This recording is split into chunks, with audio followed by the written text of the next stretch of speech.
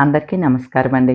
ఆనందంగా జీవితాన్ని ఆస్వాదించడానికి అమ్మ మాటకు స్వాగతం. ప్రస్తుతం ఎక్కడ చూసినా కూడాని బంగారం, వెండి రేట్లు అద్దద్దా పెరిగిపోయినాయని, అదుగదుగో తరిగిపోయినాయని ఇలాంటి వార్తలే వింటూ ఉన్నామండి. ఇలాంటప్పుడు మనకి ఒక కన్‌ఫ్యూజన్‌లో కూడా ఉంటాం. అంటే బంగారం కొనుక్కోవాలా? రేటు పెరిగింది కాబట్టి అమ్ముకోవాలా?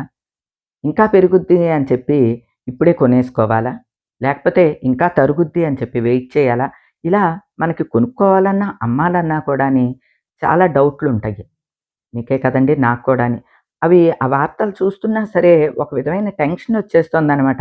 నా గురించి కాదండి. నేనన్నీ బాధ్యతలు తీరిపోయి గట్టునే ఉన్నా నేను. కానీ మా ఫ్యామిలీలో మిగతా వాళ్ళ బాధ్యతలు తీరాలి కదా! వాళ్ళని తలుచుకుని నేను కంగారు పడుతూ ఉంటాను. అమ్మో! వాళ్ళు పిల్లకింత బంగారం పెడతానని ఒప్పుకున్నారు. మా ఫ్రెండ్ వాళ్ళు ఇంత శుభకార్యం పెట్టుకున్నారు. వాళ్ళెలా కొంటారు గోల్డు? ఇంత ప్రైస్‌లో ఉన్నాది. ఇట్లా ఆలోచిస్తూ ఉంటాను. నేను గోల్డ్ కొనుక్కోమని చెప్పినా, ఏం చెప్పినా కూడా అండి, అది నేను ప్రాక్టికల్‌గా ఫేస్ చేసింది మాత్రమే మీకు చెప్తాను. ఎందుకంటే నేను ఎనలిస్ట్‌ని కాదు కదా! ఎనలైజ్ చేసి చెప్పలేం మనం. అందుకనే స్వానుభవంలో నేను ఏమైతే చేశానో నాకది ప్లస్ అయితే ప్లస్సు, మైనస్ అయితే మైనస్‌గానే మీకు చెప్తూ ఉంటాను. ఇప్పుడైతే బంగారం ప్రైసు కొంచెం కొంచెం దిగువకి వస్తోందండి. ఏవండీ ఎంతొచ్చినా కూడా మీకు 1,55,000, 1,60,000 ఈ మధ్య దోబూచులాడుతుంది కానీ 1,00,000కొచ్చేస్తది, 90,000కొచ్చేస్తది అని చెబుతున్నారు. అది ఎంత మటుకు వస్తుంది అనేది ఎవ్వరం కూడా అంచనా వేయలేమండి. నేను కాదు, మీరు కాదు, బిజినెస్ మ్యాన్‌లు కాదు, అనలిస్టులు కాదు, ఎవ్వరు అంచనా వేయలేరు. షాపు వాళ్ళు కాదు, ఎవ్వరు కూడాను. ఎందుకంటే అలా తెలిస్తే వాళ్ళే కొనుక్కుంటారు కదా! ఇది మన ఎవరి చేతిలో లేదు, ఎవరికీ తెలీదు. ఇప్పుడు ఈ బంగారం పెరుగుదల, తరుగుదల వీటిల్లో నేను కూడా నష్టపోయానండి. అంటే ఫిజికల్‌గా నష్టపోయింది లేదు. ఆలోచనలో నష్టపోయింది కొంతున్నది. ఏ విధంగా అంటే నేను బిస్కెట్ కొనుక్కున్నాను. తక్కువలోనే కొనుక్కున్నానండి. నాకు అవసరం ఇప్పుడు ఏర్పడింది. మేము ఒక సైట్ కొనుక్కున్నామనమాట అండి పల్లెటూరులో. దానికోసం నాకు డబ్బులు అవసరమయ్యి బిస్కెట్ అమ్మటానికి పెట్టినప్పుడు అది ఎంతొచ్చింది నాకు 1,55,000 చొప్పునే వచ్చింది తులం. నిజానికి 1,80,000 వరకు కూడా వెళ్ళింది కదా! అరే! అప్పుడు అమ్ముకుంటే ఇంకా వచ్చేది కదా! ఇది నష్టపోయింది ఆలోచన మాత్రమే అన్నది అందుకనమాటండి. ఫిజికల్‌గా అయితే నేను లాభంలోనే ఉన్నానండి. ఎందుకంటే నేను చాలా తక్కువ ప్రైస్‌లో కొనుక్కున్నాను. అది కూడా అండి ఏదో నిన్న కొని ఈవేళ అమ్మటం ఇలా కాదండి. లాంగ్ టర్మ్‌కనే. ఎందుకంటే సంవత్సరం పైన అయింది కదండీ! 24లో కొన్నాను నేను. దాని గురించి వివరం అంతా చెప్తూ కూడా వీడియో చేశాను కదా! అయితే నాకు సిస్టమాటిక్ ఇన్వెస్ట్‌మెంట్ ప్లాన్ దీనిలో కూడా నాకు గోల్డ్ ఈటీఎఫ్‌ల్లో ఉన్నాయి. నేను అది కూడా మీకు చెప్పాను. మ్యూచువల్ ఫండ్స్‌లో కూడా నేను కొంత గోల్డ్‌లో కూడా పెట్టాను. అంటే మ్యూచువల్ ఫండ్స్ అనేయి కేవలం కంపెనీస్, షేర్స్ ఇట్లానే. అంటే షేర్స్ అంటే వేరు మళ్ళీ. షేర్‌ల జోలికి మనం వెళ్ళొద్దండి. అయి మనల్ని అతలాకుతలం చేసేస్తాయి. మనకి లైఫ్ కొంచెం పీస్‌ఫుల్‌గా ఉండాలి. రిటైర్మెంట్ ఏజ్ మాది. అంటే మా మనీని ఒక టెన్షన్ లేని విధంగా ఇన్వెస్ట్ చేయాలి. అది కూడా పెద్ద ఇన్వెస్ట్‌మెంట్ అంటే పెద్ద పెద్ద అని కాదు. చిన్న ఇన్వెస్ట్‌మెంట్. తక్కువ ఏదో మనం నెలకో 3,000 నెలకో 5,000 కట్టేది కూడా మనకి ఎటువంటి ఆందోళన లేని మార్గంలోనే మనం జాగ్రత్త చేసుకోవాలి. ఇదివరకైతే మేము ఈ పోస్టలని వీటిల్లో కట్టేవాళ్ళమండి. అంటే ప్రతి నెల పోస్ట్ ఆఫీస్‌కి కట్టేవాళ్ళం. ఒక 1000, 2000, 3000 అట్లా అనమాట అండి. 5 ఏళ్ళు పెట్టుకునేవాళ్ళం పీరియడ్ ఆఫ్ టైము. మొదట్లో అయితే అవి డబల్ అయ్యేయి. ఇప్పుడు పోస్ట్ ఆఫీస్‌కి కూడా డబల్‌కి చాలా టైం పడుతుందనమాట అండి. మినిమమ్ గ్యారంటీ అయితే ఉంటుంది. అలానే సేఫ్టీ ఉంటుంది. ఇదివరకంతా అవి ఎంచుకునేవాళ్ళం. ఆ తర్వాత ఇక పిల్లలు కొంచెం పెద్దవాళ్ళయిన తర్వాత అట్లానే మాకు మా ఫైనాన్షియల్ అడ్వైజర్ ఉదయ్ గారు చెప్పిన మీదట మేము 21లో ఈ ఈటీఎఫ్ గోల్డ్ ఈటీఎఫ్ ఒకటి జాయిన్ అయ్యాను. అంటే నెలకి కట్టేదే. అది కట్టిన తర్వాత నాకు అర్థమైందనమాట అండి. మన డబ్బులకి పెరుగుదల కూడా బావుంటుంది అని చెప్పి నాకు అర్థమై అది కూడా మీకు వివరంగా వీడియో పెట్టానండి. ఇలా ప్రతి నెల సిప్ కట్టటం ద్వారా అంటే సిస్టమాటిక్ ఇన్వెస్ట్‌మెంట్ ప్లాన్‌లో ప్రతి నెల ఇంత అమౌంట్ అని మనం కట్టటం ద్వారా మన అమౌంటు ఎంతో కొంత పెరుగుదల అయితే ఉంటుంది. ఎంతో కొంత అంటే మరీ పోస్ట్ ఆఫీస్ లాగా అలా కాదండి. కొంచెం బాగానే పెరుగుదల ఉన్నది. అది ఏ లెక్కన పెరిగింది అన్నది కూడా మీకు గోల్డ్ ఈటీఎఫ్‌ది ఉదాహరణ చూపించి కూడా వీడియో చేశాను కదా! అలా మీరు నెలకి ఇంతని సిప్‌లో పెట్టేసుకోండి. అంటే ఇప్పుడు బంగారం రేటు పెరిగిపోతోంది, తరిగిపోతోంది. ఇప్పుడు కొనాలా? అమ్మాలా? ఈ 2 కన్‌ఫ్యూజన్‌లో నాకు సేఫ్‌గా అనిపించిన మార్గం అయితే అండి, ఈ సిప్‌లో ప్రతి నెల కట్టటం అనేది మాత్రం నాకు సేఫ్టీగా అనిపిచ్చింది. ఎందుకంటే నేను కట్టింది. నేను చూసుకున్న మీదట నాకు అర్థమైన విషయం అనమాట అండి. ఓకే అండి. ఇప్పుడు గోల్డ్ ప్రైస్ తగ్గిపోయున్నది. మనం కట్టే అమౌంట్‌కి మనకి యూనిట్స్ ఎక్కువొస్తాయి. ఇలానే తక్కువలోనే కొన్నాళ్ళు ఉన్నాదండి. మనకి యూనిట్స్ ఎక్కువే వస్తూ ఉంటాయన్నమాట. ప్రతి నెల ఇన్ని యూనిట్స్ అంటే మనం కట్టే అమౌంట్‌కి ఇన్ని యూనిట్స్ అని వస్తాయన్నమాట మనకి. అది ఫిజికల్‌గా గోల్డ్ కాదండి. ఇప్పుడు మనం కట్టేది అంటే నేను చెప్పేది సిప్ అనేది ఫిజికల్‌గా గోల్డ్ కొనుక్కొని 1 గ్రాము, 2 గ్రాములు కొనుక్కొని పెట్టుకునేది కాదు. ఈ సిప్ అనేది ఏంటంటే డిపాజిట్ అయ్యి ఉంటుంది. మనం కట్టిన అమౌంట్‌కి ఎంత గోల్డ్ ఈ రోజున వస్తది. నేను గోల్డ్ ఈటీఎఫ్ గురించి మాట్లాడుతున్నా. గోల్డ్ సిప్ గురించి. ఈ రోజు నేను కట్టిన అమౌంట్‌కి నేను 3000 కట్టాను కదండీ! 3000 నేను నెలా కట్టేది. ఈ 3000కి నాకు ఎంత గోల్డ్ వస్తది అనేది యూనిట్స్ రూపంలో వస్తాయి. సపోజ్ 3000కి ఒక 10 యూనిట్స్ వచ్చినాయి అనుకోండి. నాకు 10 యూనిట్స్ జమ అయిపోయి ఉంటాయి.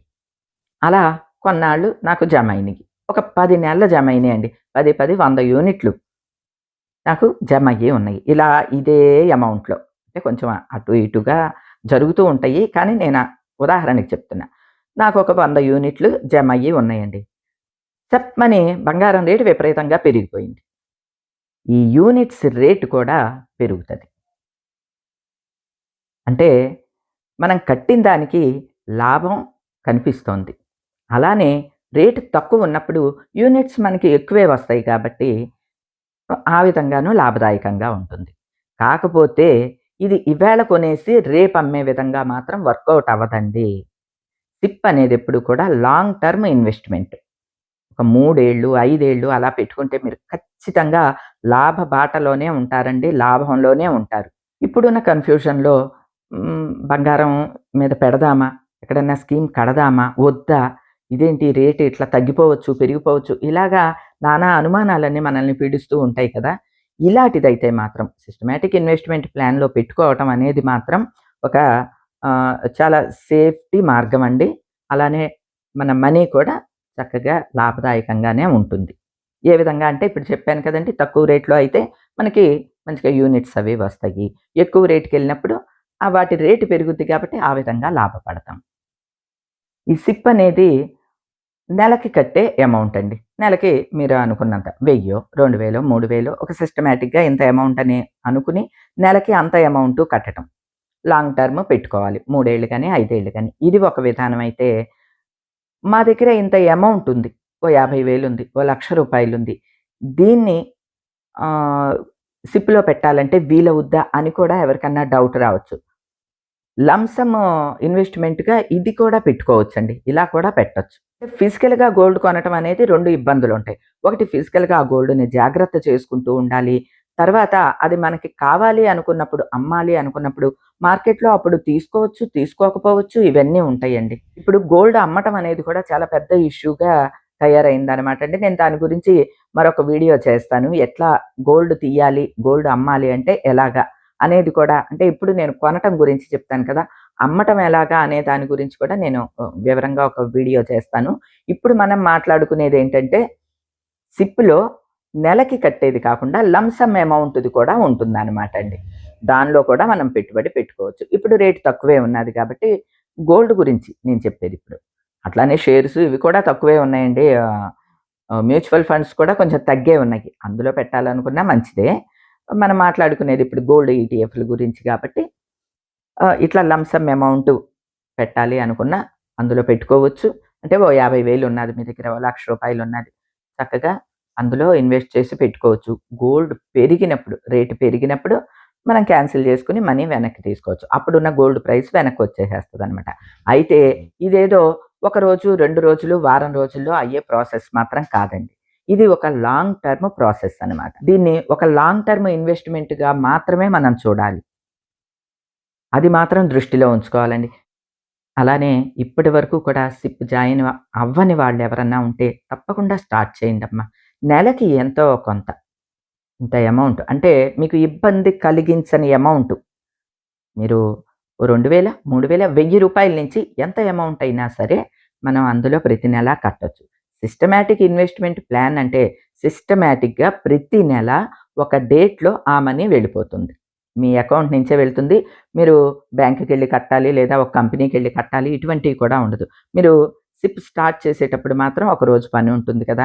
అదొక్కటి మీరు చూసుకొని జాయిన్ అయ్యారు అనంటే చక్కగా మీ అకౌంట్‌లోంచే డబ్బులు మీకు జమ అయిపోతూ ఉంటాయి. అక్కడ సేఫ్‌గా మీరు దాచుకున్నట్లు అవుతుందనమాట అండి.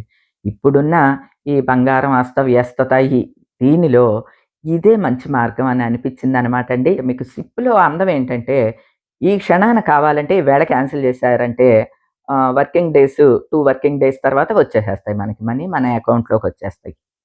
మీరు ఎవ్వరిని అడగక్కర్లా. నా దగ్గర బంగారం ఉంది. ఇది కొంటారా? మీరు వస్తువా? కరిగించనా? ఇవన్నీ ఏమీ అడగక్కర్లేదు. మార్కెట్ ప్రైస్ ఎలా ఉన్నాదో ఆ అమౌంట్ మనకి వచ్చేసేస్తది.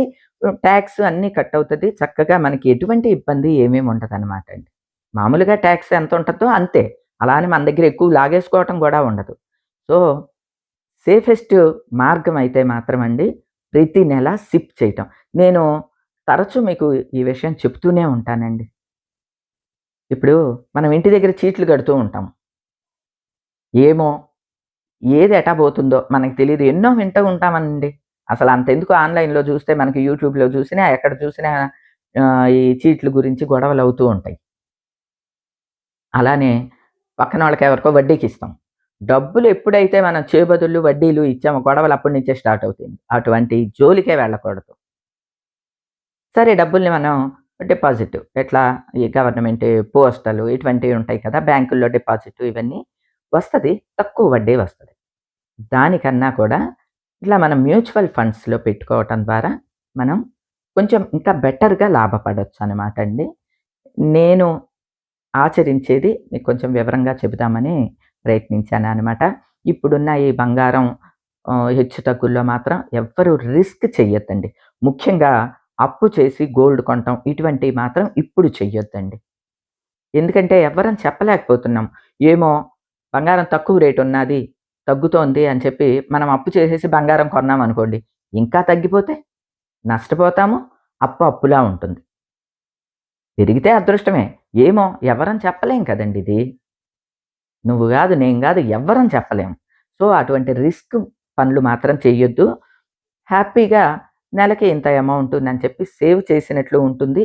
అలానే లాభదాయకంగాను ఉంటుంది. ముఖ్యంగా ఇటువంటి సిప్ ఇటువంటివి కట్టేటప్పుడు ఏంటంటే, మనం ఆటోమేటిక్‌గా మన ఖర్చుల్ని తగ్గించుకుంటామండి. ఒక రూ. 10,000 పెట్టి చీర కొనుక్కోవాలి అని అనుకున్నప్పుడు దాన్ని తగ్గించేసుకుంటాం. ఒక 5,000కే కొనుక్కుంటాం. అక్కడ దాయాలి డబ్బులు, అమ్మో! అక్కడ కట్టాలి అని చెప్పి. అలా ఆ విధంగా మనం పొదుపు కూడా చేయగలమండి. అంటే అది మన మైండ్‌లో ఫీడ్ అయిపోయి ఉంటుంది. అమ్మో! ప్రతి నెల మనం సిప్ కట్టాలి. మన అకౌంట్‌లోంచి డబ్బులెళ్తాయి అనేది ఎప్పుడైతే మైండ్‌లో ఉందో ఆటోమేటిక్‌గా ఖర్చులు కూడా మనం తగ్గించుకుంటాం కాబట్టి తప్పకుండా మీరు సిప్ జాయిన్ అవ్వండి. మీకు తెలిసిన వాళ్ళని అడగండి, బ్యాంక్‌కెళ్ళి అడగండి, ఫైనాన్షియల్ అడ్వైజర్‌లు ఉంటారు కదా! వాళ్ళని అడగండి. మీ ఫ్యామిలీలో దీని గురించి తెలిసిన వాళ్ళని అడగండి. ఎలాగైనా సరే వివరం కనుక్కొని సిప్ జాయిన్ అవ్వటం మాత్రం మానకండి. పిల్లలున్నవారు ముఖ్యంగా జాయిన్ అవ్వండి. పిల్లలున్న వాళ్ళనే కాదండి ఎవ్వరైనా సరే సేవింగ్‌కి ఒక మంచి మార్గం. ఓకే అండి. ఇప్పుడు మాత్రం ఇప్పుడున్న మూమెంట్‌లో మాత్రం రిస్క్ చేసి గోల్డు, సిల్వర్ ఈ జోలికి మాత్రం వెళ్ళకుండా ఉండటమే మనకి ఆరోగ్య రీత్యా మంచిదని అనిపిస్తోందండి. నాకు తోచినది మీకు వీడియోగా అందిస్తున్నాను. ఇది మీకెవరికన్నా ఉపయోగపడితే ఆచరించండి. ఈ రోజుకైతే ఇదేనండి. మరో మంచి వీడియోతో మళ్ళీ కలుస్తా. అప్పటి వరకు ఉంటానండి.